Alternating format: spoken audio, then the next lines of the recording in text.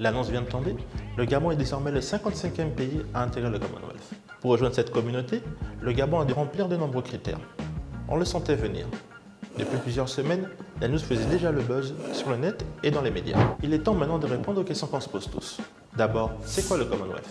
Le Commonwealth est un regroupement d'États créé durant la Première Guerre mondiale. C'est un regroupement de plusieurs dizaines d'États répartis sur les 5 continents autour d'une culture et de valeurs communes. Qu'est-ce que le Gabon gagne réellement à intégrer le Commonwealth? Revenons à la base. Le Gabon est désormais le 55e pays à intégrer le Commonwealth.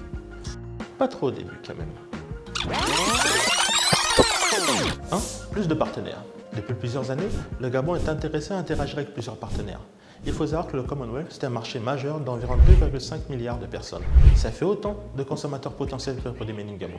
Mais ce n'est pas tout. Grâce au fonds de coopération stratégique, le Commonwealth aide aussi de nombreux États dans leur croissance. C'est une opportunité supplémentaire pour le Gabon de booster son développement.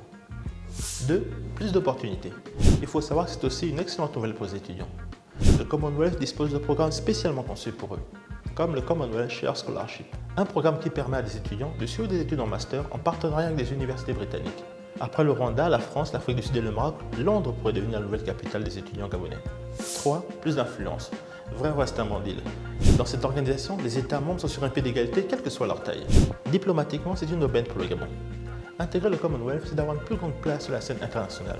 Nous aurons une influence diplomatique bien au-delà de l'espace francophone. Qu'est-ce qu'un pays africain irait faire dans son organisation britannique?